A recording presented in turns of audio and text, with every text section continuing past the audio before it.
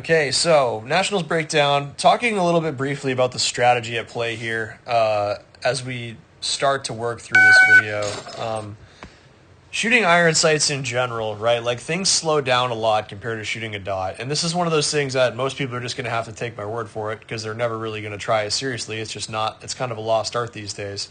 But shots basically at or past 15 yards or so, you really have to pause, slow down, confirm, however you want to think about it. Do some means to make sure that the sight is where you expect it to be by shooting a bit slower is the net effect of what ends up happening. I still commit to do full target focus. I still want to see as much surface detail on the target as I can all the time.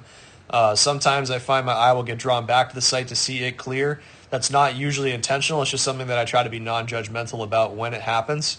Because in weird lighting conditions and stuff like that, sometimes it's not possible to see the blurry sights with quite enough detail to confirm that they're aligned correctly.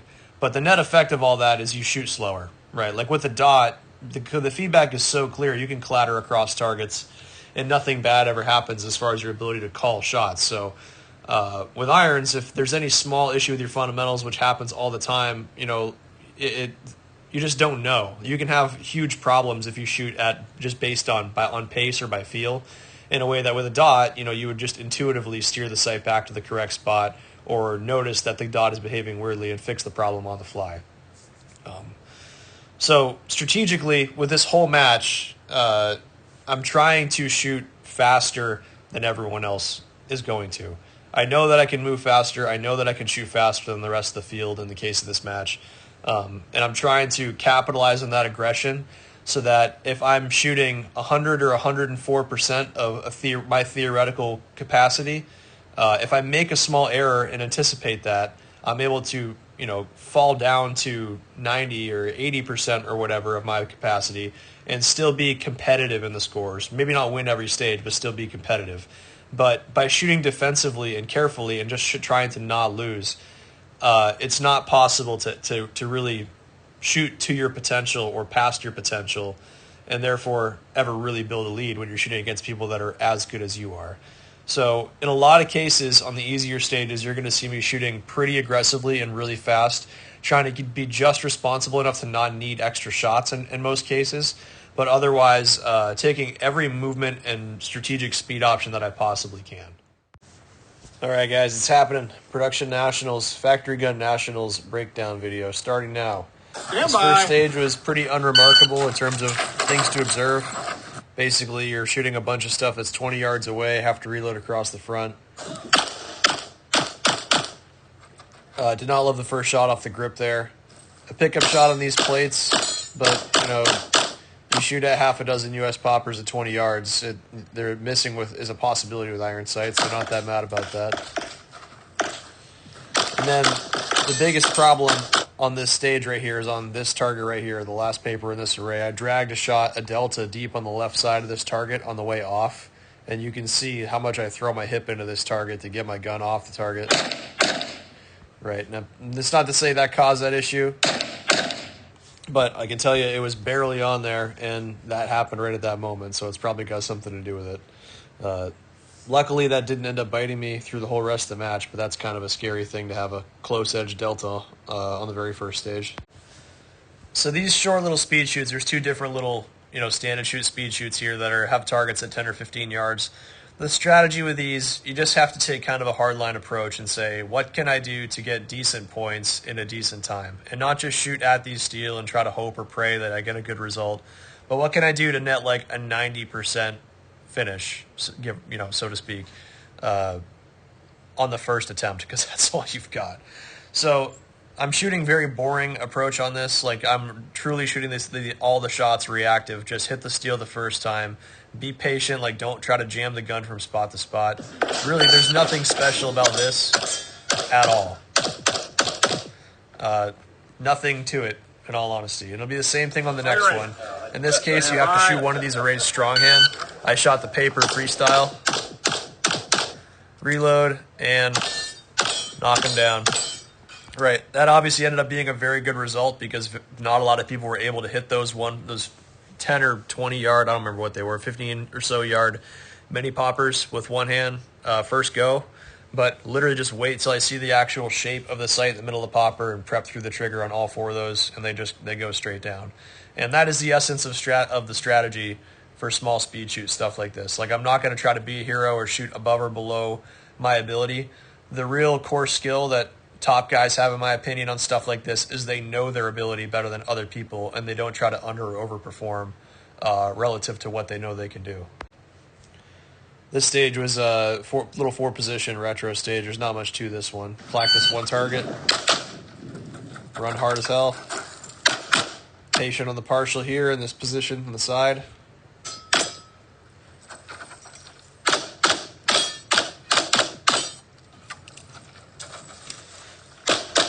That was pretty much the only error right there, is I got the gun all the way up to the mag. Didn't look at it, which was foolish, and you can see I abandoned the magazine right there and have to go for a second one. But obviously, from this position here to where the target is available, I would like to have the gun ready quite a bit sooner than that. So definitely about half a second late to get the gun up into this array.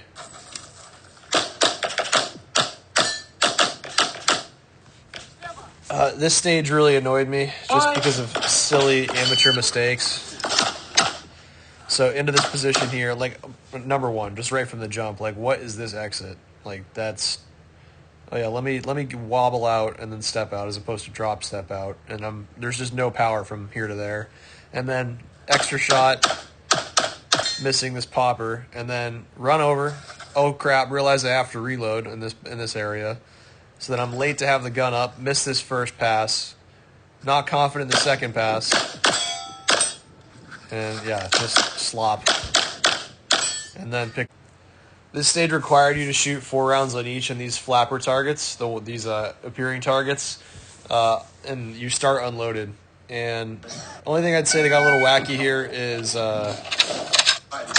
the actual shooting in these sections got a little bit frantic with some pickup shots, and luckily, you know, my transitions are fast enough to still get on the target in time.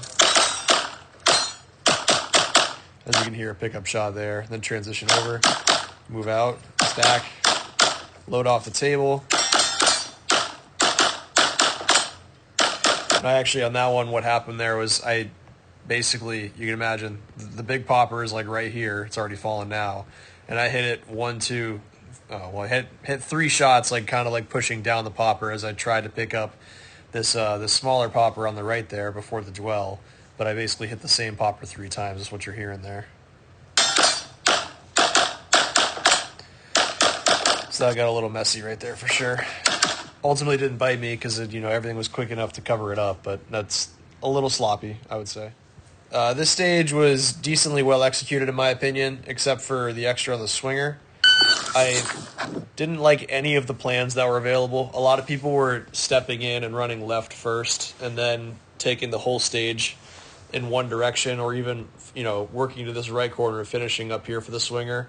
I thought all that seemed cumbersome, so I wanted to just step in and deal with the weirdest part first, where I have to do a transition around basically the entire 180 of this whole thing. So I step in, put my right foot in the corner, shoot everything I see right to left, more or less.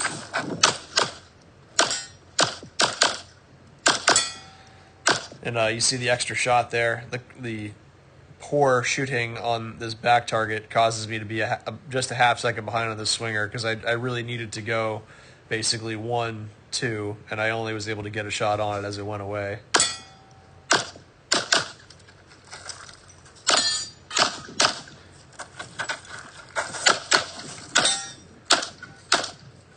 At this impasse, if I remember correctly, I think Sal was already leading, but not by very much, by 10 points or so, which is going to hold until almost the very end of the match, with a couple deviations. So this is the first stage on day 2, shooting in the morning.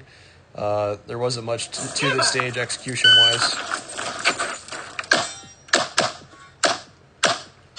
No real options there. And I could not believe I missed that play. You can see I transition onto it, shoot, and then like hang on it for a second, like, what just happened? And then transition to the paper and then come back to it to pick it up. I was pretty surprised that I missed that. Definitely what happens is a lot of the time you get in these leaning positions where sort of the sights will end up crooked. Like, so the whole gun is going to recoil off axis, not really 12 o'clock. and it makes it very unpredictable where shots go unless you kind of prep and press every shot, in my experience. The ideal solution is to find a way to get your body in this lean and then still try to like tilt the gun so that it's plumb, so to speak. And then when the sight bobs up and down, everything still kind of behaves the same. But getting the gun canted with irons, it messes things up way more than you would expect. On this next stage, I'm shooting the gun to 16 and then do a slide lock reload so that I can avoid one reload. This is all relatively close, easy paper, but I'm shooting these relatively carefully because I have 0 extra rounds. Reload to the center, reload the shot, this side target, and then run to the front. And this is where some issues start. Right here, most likely because this wall was in my way as I'm looking at this plate here, I missed this popper off the right edge and should have gone plate out of frame and then returned back to this bobber right here. Oh, right here. Oh, nope. Still right here. But instead, I got a little frantic, didn't think I had enough time to get back to it, and so I eat the time to pick up the plate, but then also the time from doing 2 wide transitions, him waiting for the dwell, because I just did not think about the contingency, what would happen if I got out of sequence back here.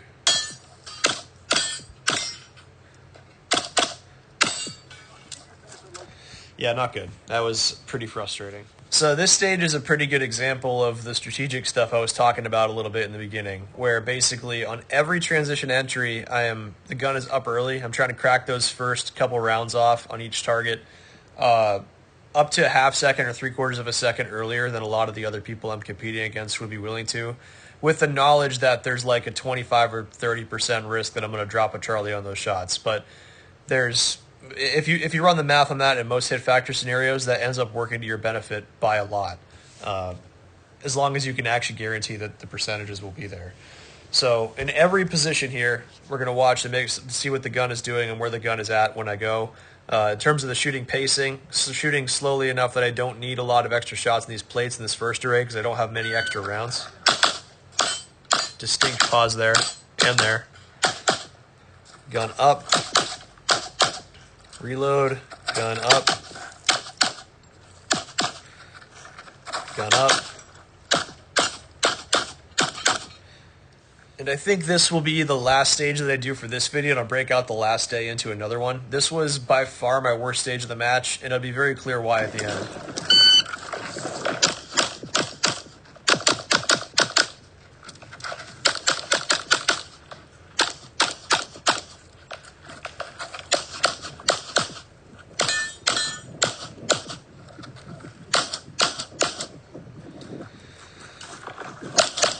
Yeah, so there's that. There's Tanner's reaction says it all right there. This stage literally went perfectly until the last target, and I came over here into this last position, and I think what happened was I had the front sight poked way high, because the gun came kind of low, came up to the target like this, and then I started shooting and shot those first 3 rounds, brought the gun down, and I'm looking at the target, and there's nothing on it. Like I didn't really have a clear memory of what I saw. I know I definitely wasn't letting the sight bury deep. Like the sight wasn't poked low because it's a tight partial at 12 or 15 yards or something. But I shot those 3 rounds and there's nothing on it. So I'm looking at this target like, what's wrong? Okay, reload. I guess shoot 2 more. Okay, I guess that's it. Really no clear explanation. All I can think is that most likely, right, if this is my rear sight bar, my front sight had to be poked up out of that notch way tall, and because I'm focused on the target, I didn't really see that detail and sailed all 3 of those first shots over the top of the target. But that reload and re-engage cost me about 4.5 seconds and about 20 points. Coming into this stage, I had built about a 35-point lead, if I remember my math correctly, over Sal, and I gave 90% of it back on this one stage with this one error, which is very, very frustrating, but a thing that can happen. And so going into the last day, which would be the next video, well, I'll go into making it right this second, but I'll probably post it a few days later. We're dead even. Sal and I are dead even into the last day, and so it goes stage by stage, just seeing where is there an opportunity to make a gain, and where is my opponent likely to make a mistake is sort of the essence of the strategy. in the entirety of the next video.